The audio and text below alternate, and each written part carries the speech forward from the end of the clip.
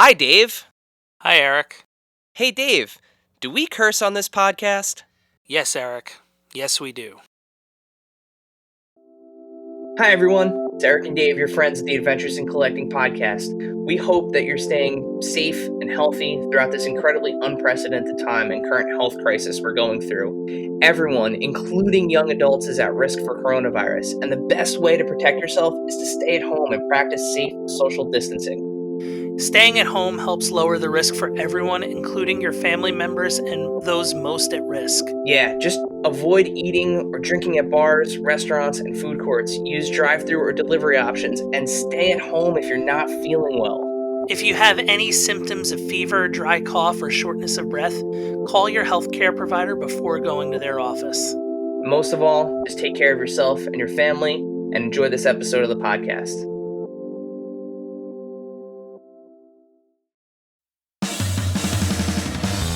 Are you ready, kids? Get your parents' permission, check your mailbox, and grab your shopping cart. It's time for the Adventures in Collecting podcast. I'm Eric. And I'm Dave. Welcome to Adventures in Collecting, where we talk toy news, culture, and hauls, along with our journeys as collectors. Hi, everybody. Welcome back to Adventures in Collecting. We're back with another episode, right, Dave? We are. We're here. And again, still separate.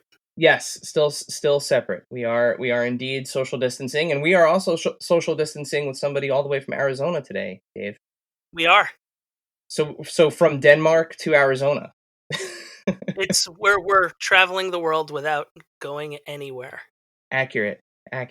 On today's episode. So I'm not going to bury the lead. Today we have with us, based out of Phoenix, Arizona, Ty Butler manages the DC content coming from McFarlane Toys.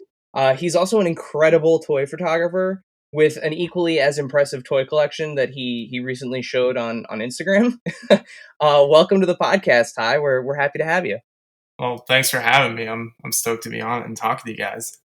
So it's great to have you here. Yeah, thank you again. Yeah. So before we kind of jump into everything, we always ask our guests what they're collecting right now and what toys have you the most excited. So what are you collecting right now, Ty? Yeah, right now mainly just DC Universe classics. I'm going back and getting a bunch of those that I didn't have. Right now I'm trying to hunt down that new Black Series wave of the Commander Bly and the Dooku. And those have been it's been kind of a mess with everything going on. It seems like, at least in my area, nothing new has been put out yet. So, and it's kind of, I don't want to go to Walmart's or anything like that. I'm trying to check online and not pay all those crazy eBay prices.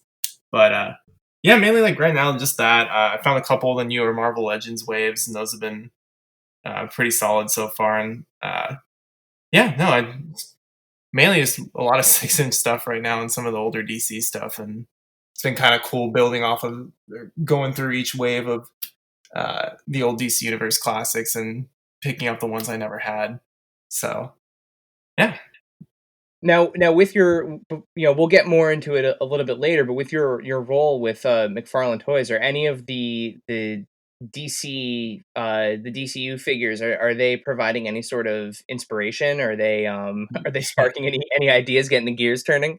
That's the idea. That's kind of my whole spiel on getting them for the most part. It's like, yeah, it's like good for me. It's like cool. I have all these cool characters and stuff like that on my shelf and they pop, but I can also use it as a way to show Todd, like, hey, let's do more of these, or like do something like this, but like better.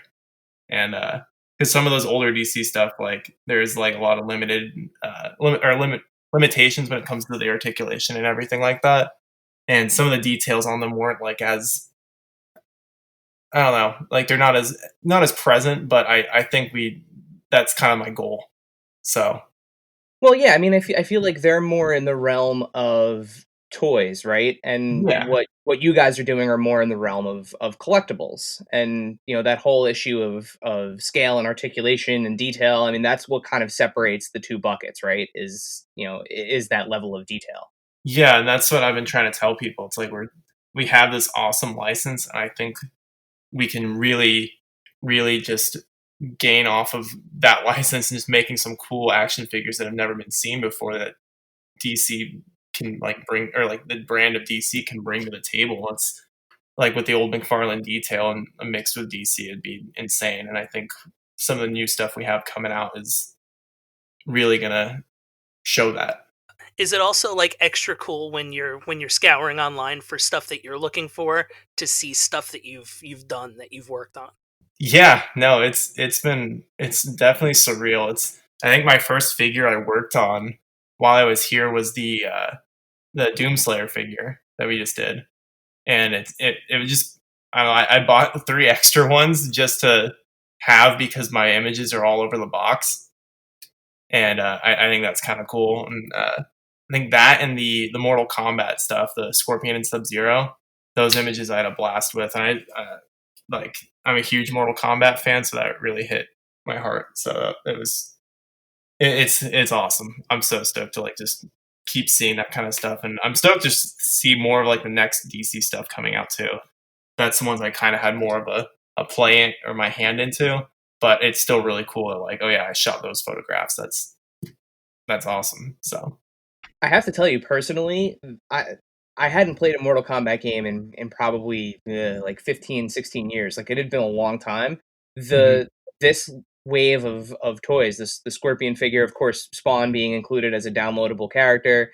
That actually got me back into the game. I picked up Mortal Kombat 11, and I can't put it down. It's so like batshit crazy and violent, and like at the same time like oddly beautiful.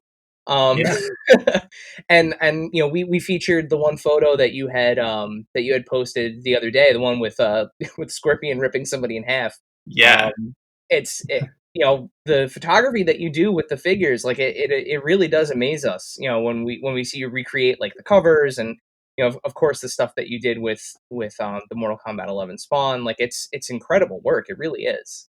Well, thank you. Yeah, no, that's like one thing. Me and my buddy, you've tagged him in a few things. The Plastic Rick Grimes. His name's Noah.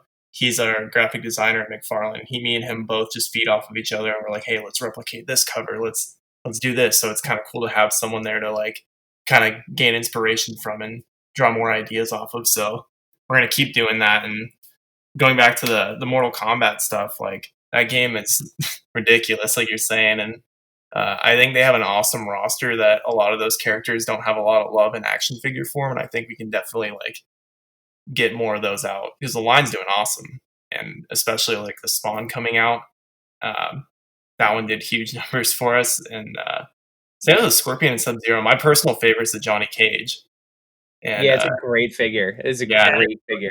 he's sweet. And it's like people like, I know like there's some limitations with the articulation in Scorpion and Sub Zero. It's like just please pick up Johnny Cage and just like base your opinions off of that.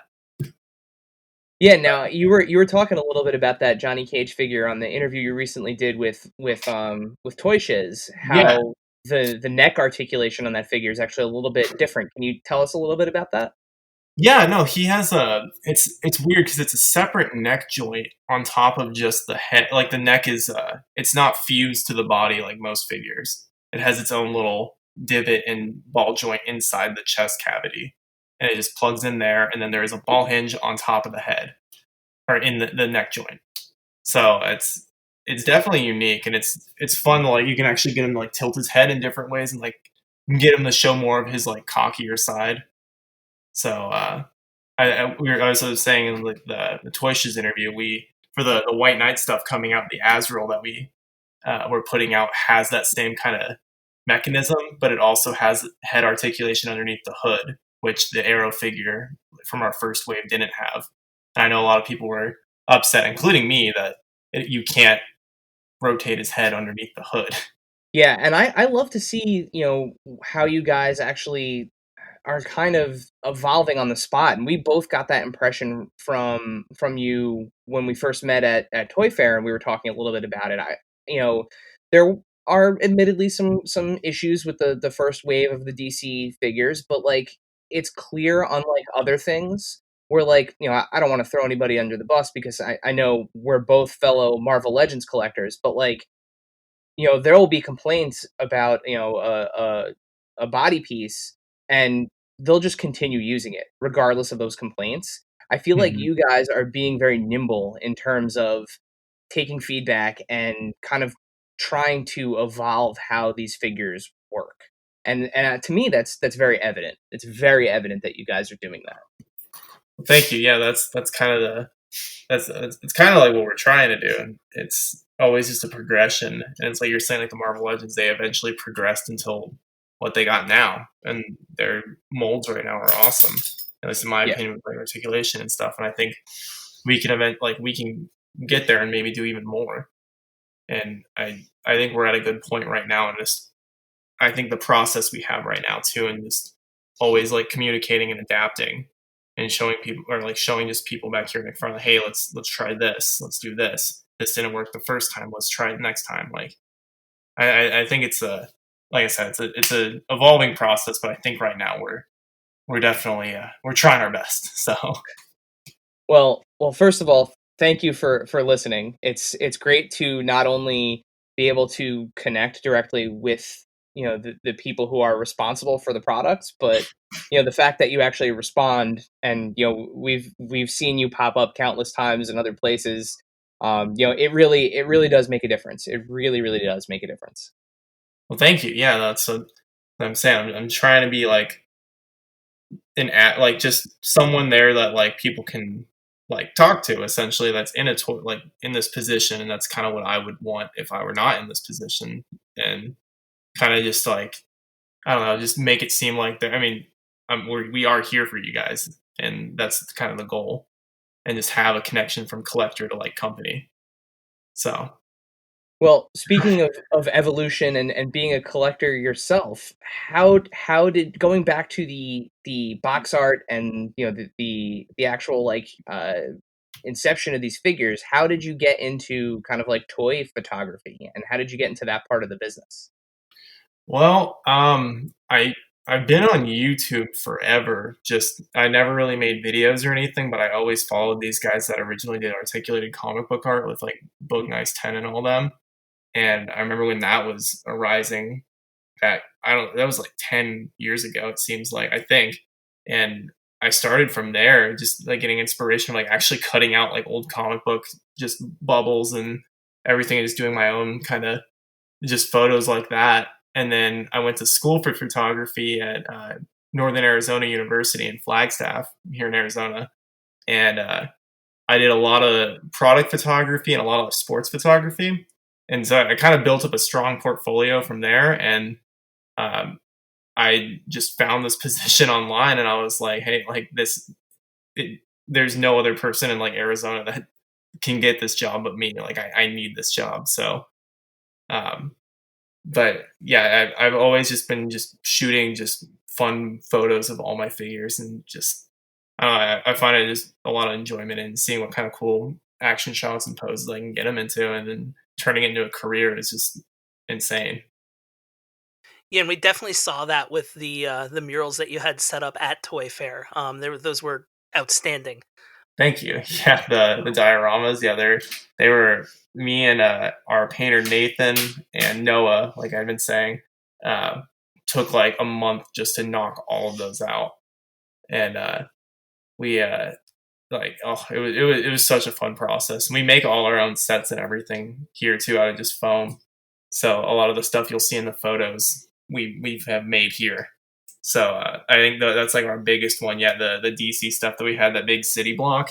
I think our goal right now is to keep expanding on that and just adding to it even more for like the next shows, because I know we're gonna have more figures to show, and they need to fit on those. So Very cool. we're really stoked.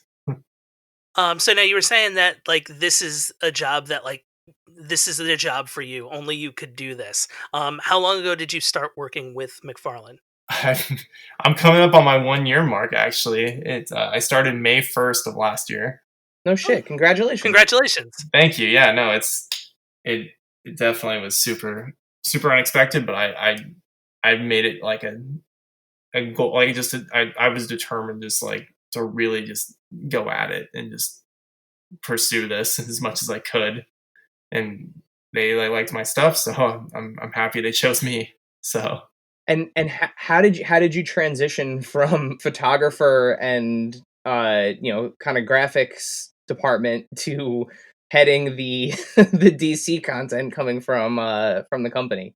yeah, so that was definitely really random, but also it was like at the time I had applied, it was announced that McFarlane had gotten the DC license, so that gave me even more motivation to do it. And I was like, I have to like jump in and just see like what it's all about, right?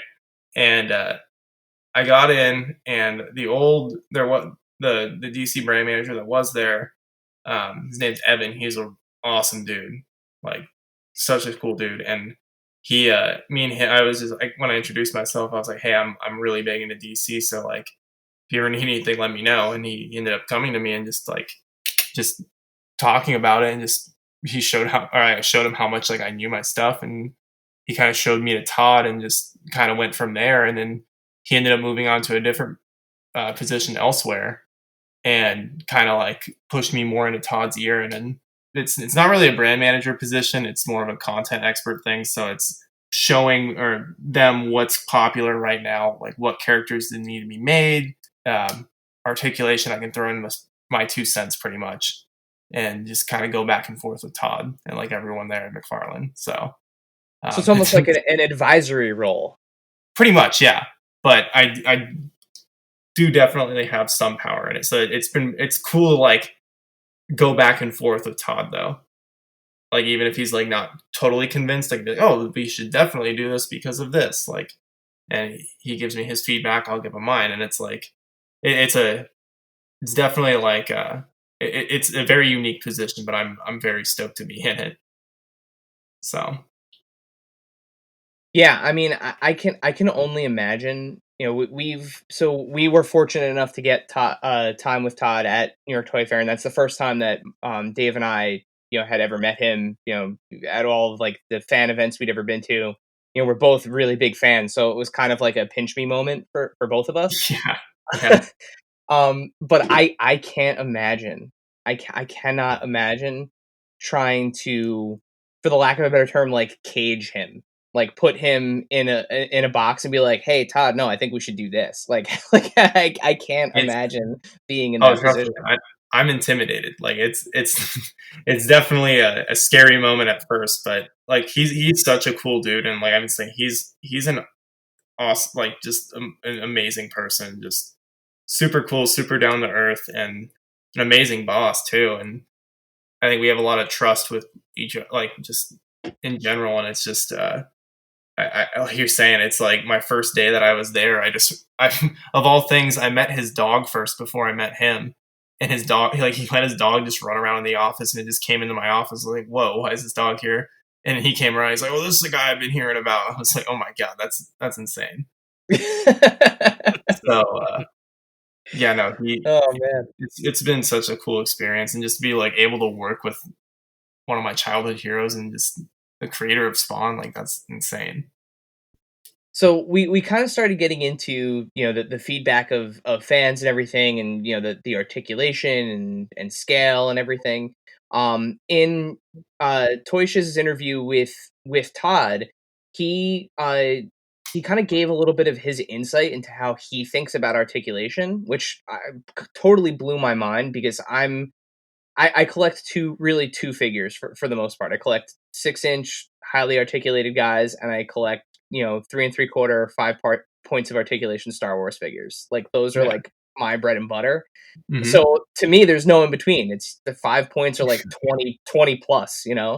Um, but that consideration, going into like the figures that McFarlane has made for years, and like the bread and butter of like these semi-posable statuesque figures. What You kind of don't assume there's room for agility there. Yeah, what kind of challenges does that present to you guys in terms of getting out these new DC figures and like what the fans expect from them? Yeah, no, it's definitely like you're saying. There's a lot of times where it's hard to talk to Todd about those kind of things, but also like he's very open to it too, and he kind of likes that like pushback a little bit, but or like at least to hear your like your words essentially, just like your reasons. But I think just like overall the success of like the first like the Fortnite waves, like that kind of showed, hey, people are interested in like they need articulation, and I think that's kind of the standard he has from moving forward. I think some of the I watched that interview too with him and Toy Shiz, but I think a lot of the time, like what at least what I'm getting from it is just like he it's like if you've seen the newest like Black Series wave where he was saying that some or like how he was saying that some figures are they don't need certain articulation points. It's like the new Black Series wave where the Knight of Ren figure where he has only single jointed knees. It's like Yeah. I get it because the costume design only allows him to do so much, and I think that's what he's meaning more like that. Yep. Not where it's like, oh, it'll be completely statuesque. Like if you see, did you see the video he posted yesterday of the Kickstarter spawn? Yeah. Yeah. Articulation. I think that's what he's more meaning. Like he's adding articulation, but it's there's definitely some that aren't there. But it's very different based on the character's design as well. I know he really wants to keep the aesthetic and just the overall look of the costume. And I know like the whole reason behind like the torso articulation for that is like Spawn's design with like all his like the chest design where it has the white stripes going through. He doesn't like when that gets broken up. So it's a lot of that going into it too. So there are definitely some challenges with that, but for the most part, like I think we got a good system going on. But it's just like you said, it's like kind of an improving process as well, and just seeing, hey, like this could work. Hey, if this didn't work, let's do it again next time. So, or do it differently next time. So, There is something to be said too about articulation making sense. yeah, Like, you know, Spawn shouldn't be able to do splits because Spawn doesn't do splits. Like, yeah, you should be able to crouch. yeah, But yeah, no, I get you. Like that's 100% it too. Well, even somebody as, going back to Marvel Legends, somebody that's as, kind of limber and stretchy as Spider-Man, it Hmm. still looks funny when he has a standard like twist at the waist Yeah, because you try to take a picture of him and all of a sudden, like you have this chunk of unpainted plastic that's sticking out because you've rotated him at the waist yeah, and the lines aren't matching up, his hips are now like completely out of whack. Like it's almost it almost is too much articulation, and that sounds crazy because I love posing my figures and taking pictures of them, but, like, I I get that, and it to me, like, I feel like that amount of care going into something, especially, like, the Kickstarter, Spawn, and, all of the detail and clear, like, labor of love that is. Like, I actually kinda love that he doesn't twist at the waist. I saw some people yeah. griping about it, but I kinda like it. yeah. I don't have a complaint about that. Hmm. Yeah, no, I agree, and it's I think one way too that we're kind of going around a lot of that is if you I think I to show you guys the Shoto figure from My Hero Academia, how he has like that rubberized torso and you can really bend him in, like there's an ab Yes. crunch underneath it. I Yes, think yes, we're yes. really messing around with that kind of joint in future waves and other related things. I think that's really gonna take off, and I think people are really going to enjoy that because I think the next few we have coming out that have that are going to blow people's minds, and I think it's so cool. I can't really talk too much on it, but that's what I'm super excited for. Fair enough. Fair enough. We won't push you.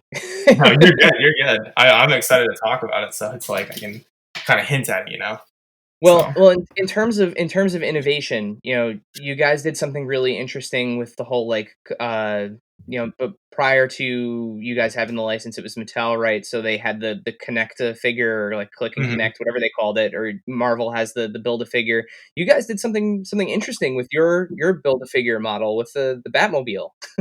Yeah, definitely unique, different take. I know Todd really wanted to do a Batmobile.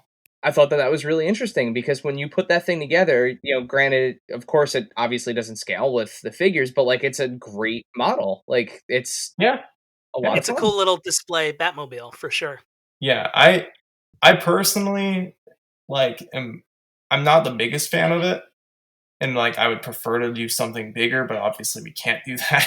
So that'd be massive and probably super expensive. But the way he was explaining, where he's saying that you can like the goal is to have a bunch of different Batmobiles over the course of like the time we have the license. That would be awesome if we had like 20 Batmobiles or different kind of vehicles that he's used in different lines. But like just one by itself, not as cool. But I think like an army of them would be kind of cool. Yeah, and they're a fun size too. Like they're not they're not super tiny, and they're not huge and clunky like a big expensive vehicle would be.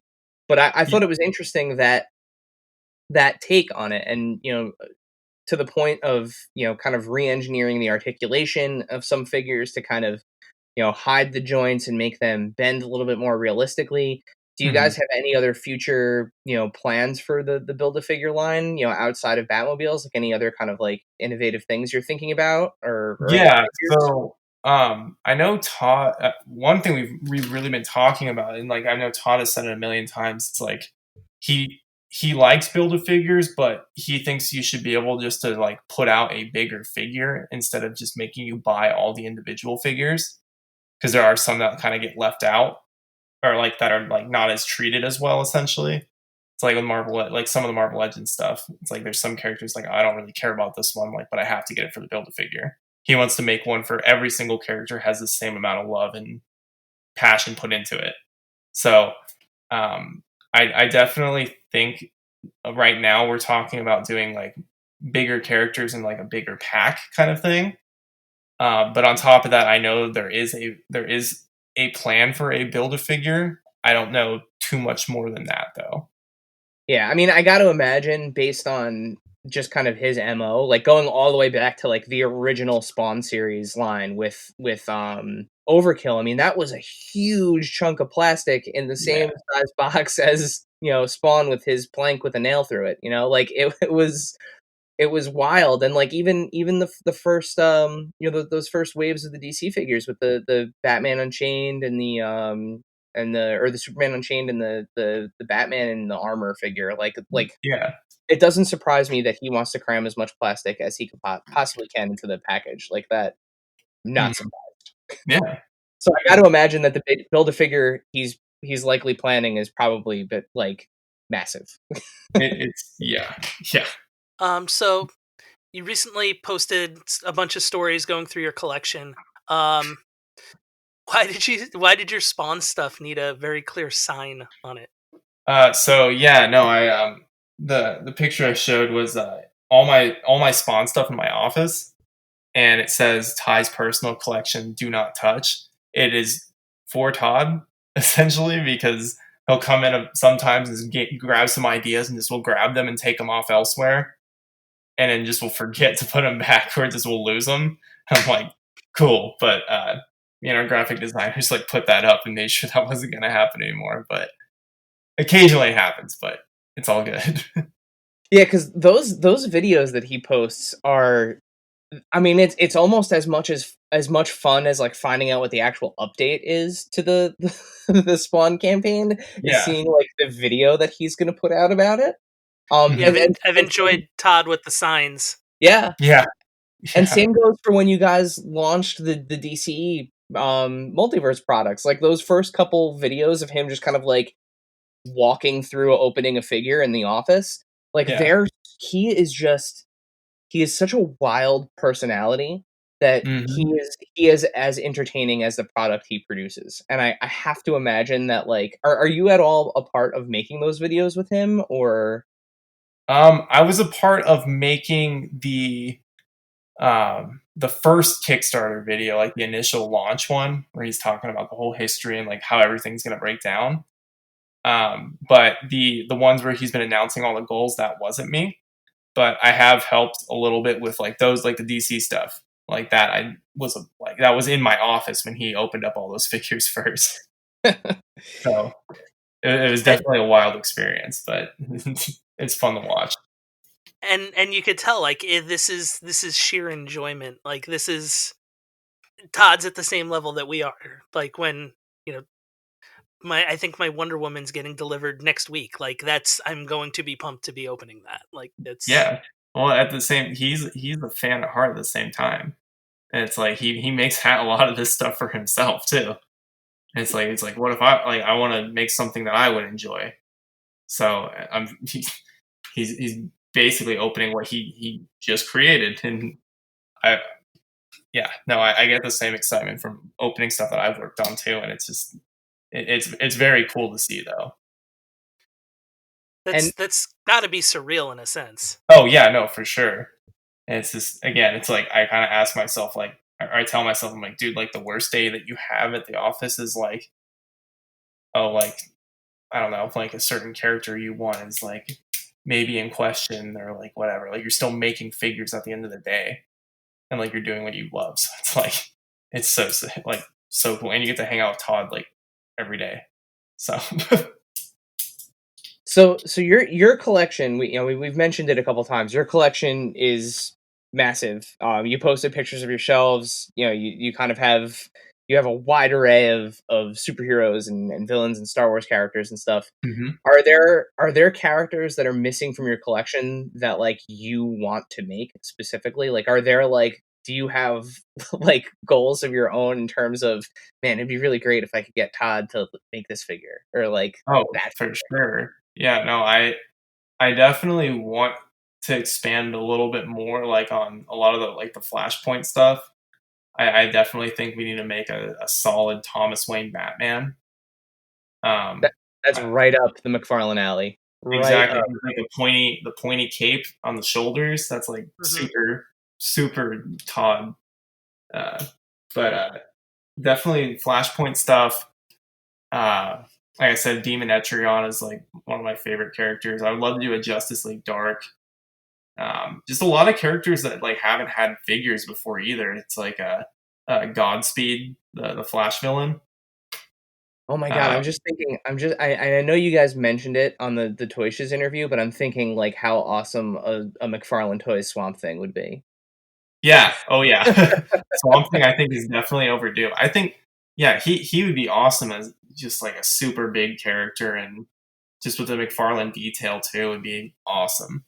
And Monsters are the bread and butter of the McFarlane yeah, brand. So like, yeah, I mean, that's got to be one. And I'm surprised. I'm sure there's like a calling out for him out there. I'm surprised I haven't seen more of it, to be honest. yeah. No, for sure. It's like the TV show is just on Yeah, for I a was gonna little say, bit. especially with the series just having happened. Yeah, so I definitely think we can capitalize on the hype for it right now. And there's the animated movies have been coming out, and I know the newest one's coming out soon. But or for Justice League Dark, and I definitely I know Todd's a huge fan of like the darker characters. I know he's a huge fan of Doctor Fate too. I think that would be a really cool one to do. He hasn't had a figure in forever, uh, and that one's like the DC Universe Classics one's super expensive online. So I think it'd be a good way to get people back into it, or have them have one for their collection, including me.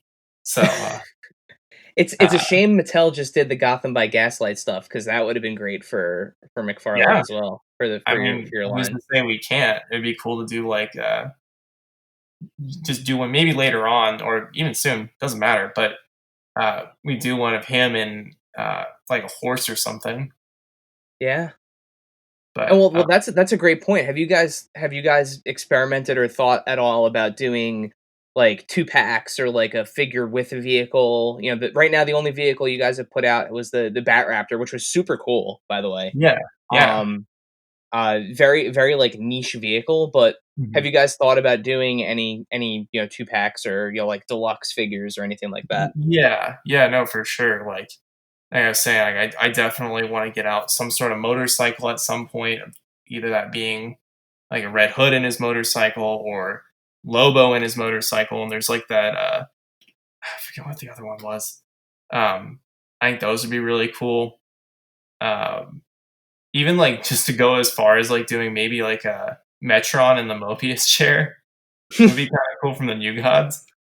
That'd be really cool. Um, yeah, I definitely think that that's definitely a thing to keep going forward since the Bat Raptor did super well. And then two packs definitely. I would imagine we'll do some eventually. Um, Maybe more of like a I don't know, like maybe completing more teams or however it'll work into the lineup. I think it'll benefit in a way, but I think it'll be really cool. it's such an expansive universe. Like we're like just kind of scratching the surface on like obscure characters, let alone anything like that. And it's it's like a possibilities are endless type of scenario almost. Yeah, and it's like I want to do more of those obscure characters too. It's like heck, McFarlane, Mattel did a whole line of, I think it was like the Dark Side wave, where it was like C-listers for the whole characters, and it's like I would like to do something like that, or not even that, but just more than just Batman centric characters. And I know we've Shit, done a lot.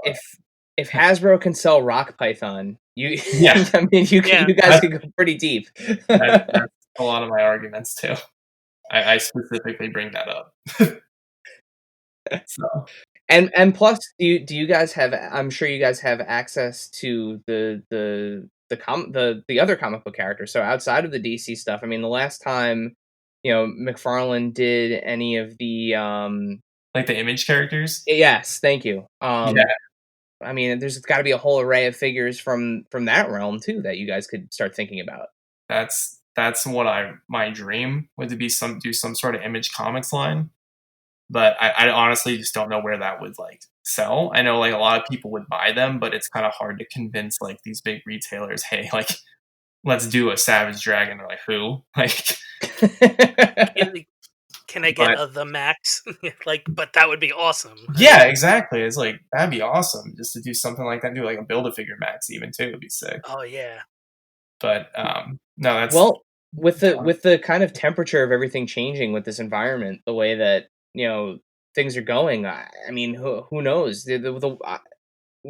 The Kickstarter alone, like I knew you guys were gonna knock it out of the park with the Kickstarter when you were talking about it at Toy Fair and you had that yeah. initial model out, Mhm. but I was flabbergasted with how quickly this thing like set afire and exploded. Like, Yeah, same impressed, happy, excited, all of like the positive words I could think of. But like for me now, looking at something like that, like the possibilities are kind of endless. Like I'm almost at this point.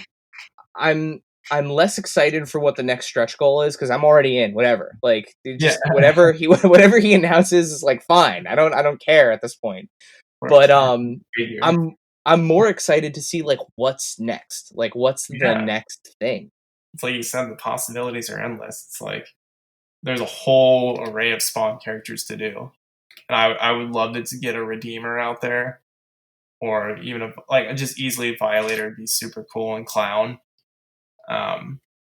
Trying to think, Chapel would be really cool. Just like all the Overkill, like it'd be insane, and just even like all the different Spawn renditions, and going back to doing all the old like medieval Spawn and Gunslinger Yep. Spawn, but fully articulated would be so cool. Yeah, medieval Spawn is always like kind of that first one you think of. Oh yeah, yeah. Now the original one is still one of my favorites, and then like even like the more statuesque ones, I have almost every single one of the medieval ones, and I'm it's so like that's a dream character for sure. Unfortunately, I was pretty brutal with my toys when I was younger. So the only and I had almost that entire wave, like the folded up Violator, like with the bendy arms and legs, Yeah, Overkill, medieval Spawn, Clown with like the flipping head. Like I had them all, but like the only one I have left is the original Spawn, and he's missing literally all of his accessories and yeah, most of his paint, and he's floppy. Like if you pick him up, like and wiggle him, like yeah, you can barely make him stand. yeah. So I would love to see some of those like from that original line get the same refresh that this is happening because I'm in every time. I definitely think that's one of the plans and the goals, or at least I would love to see it, is to go back and redo it. And I think we definitely can do more now since we saw the hype around this first one.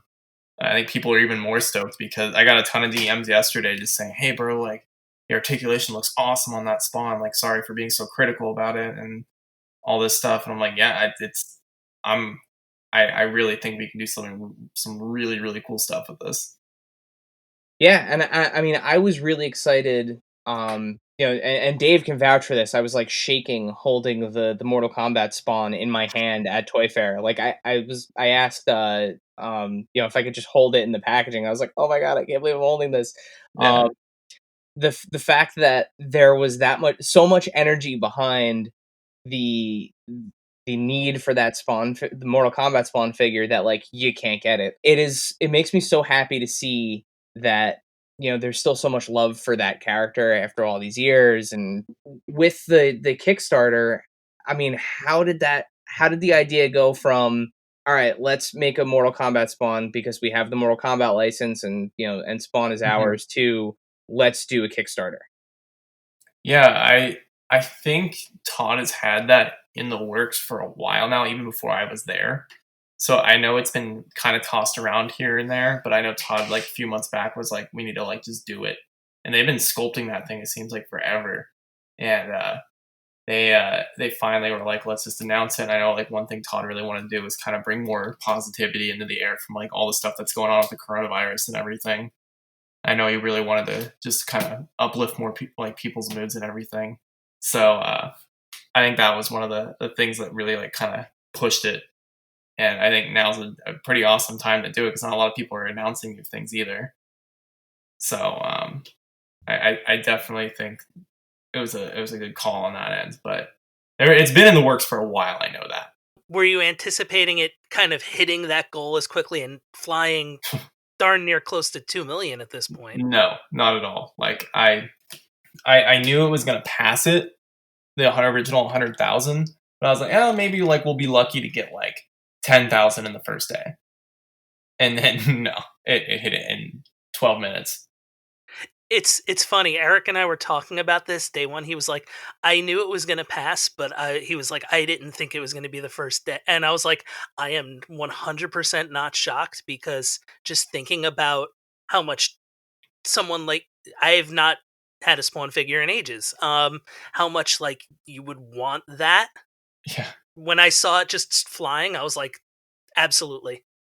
yeah, no, I remember a couple of people coming up to me at Toy Fair and they were like, "Dude, that thing's gonna sell in minutes," or like that it's gonna hit it in minutes. I'm like, I don't know, we'll see, and they were right. So definitely insane. Because I remember all three of us in our group chat, the me, Nathan, and Noah, were all just like updating each other. Bro, it hit it in 12 minutes, and then you're just like, oh, it's at almost a million, like in the first few hours. I've never been happier to be wrong. Yeah, no, for real. I've also never been happier to be right too. That's Yeah, Fair. yeah.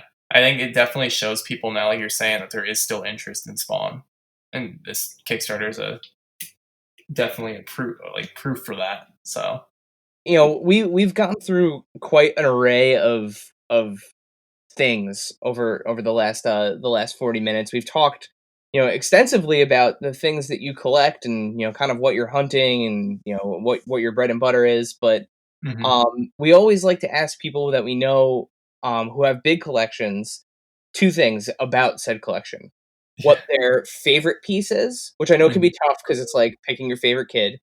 Um, Yeah. and two, what the absolute, like, batshit crazy weirdest thing is you have in your collection. Oh God, yeah. No, I would say definitely my favorite thing right now, or like what favorite? That's so hard. Like you're saying, I would say like I love like the I've been like one of the OG Marvel Legends collectors, and I still think the Series 6 Deadpool is my favorite with Dupe. And I Great just remember figure. that figure being so sought after, and I was like so proud to have that. Definitely that one will hold a special place in my heart. Um, Probably that one, and then probably the weirdest one. Oh God, I think that's a hard one too. I mean, I would probably I wouldn't really necessarily say weird. I'd say more like unique. Is my grandfather is the one that got me into collecting, and he made me a lot of custom figures like growing up, like um because he used to paint like a ton of model cars and tanks and everything. There'd be a lot of characters that Hasbro or Toy Biz hadn't put out yet, and I was like, "Hey, could we like do something with this?" And he'd make them for me. So I have a whole Deadpool core for out of figures. So I think that one's like definitely my most unique as well, or my most unique. That's awesome. So your grandfather was like a model collector, or did he also collect action figures? He collected action figures. He collected everything. He collects DVDs. He collects Marvel Legends, Marvel Universe figures, anything DC, Spawn, and he's the one that really got me into all this. So Wow, thank that's you. awesome. Yeah. So what does he think about what you're doing now? Oh, he loves it. He's so happy. Like he's like, this is like your dream job, and I'm very like, he's very supportive of it, and I can't thank him enough. And I give him a few, like I'll get him a few figures here and there, and I'm planning on getting him like the whole like DC wave once everything comes out for this year. So Very cool. Very cool. That's awesome to have that kind of like familial connection to it. It's yeah. So it's definitely really really cool. Well, Ty, thank you so much for taking the time to be with us today and for putting yourself out there for everyone all the time. Taking these questions. We know that like, being on the internet and, painting that target on yourself definitely attracts a lot.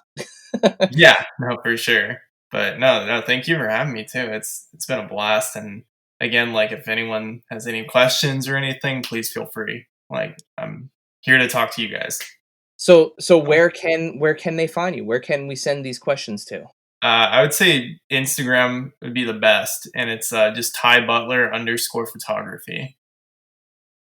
Awesome, and we'll keep an eye out for any questions that come our way. We'll send them to Sweet. you, and and we'll keep an eye on the awesome things that you're doing. Once that blue and gray variant Batman comes out, I'm really hoping that you take that and the Spawn figure and recreate the some of the comic book covers of Batman and Spawn. Yep, 100%. I think that's kind of the idea. So, Awesome. Well, yeah. thank you again, Ty, so much for being here with us. We really appreciate it. Yeah, no problem at all. Thanks again, Ty. Yeah, anytime.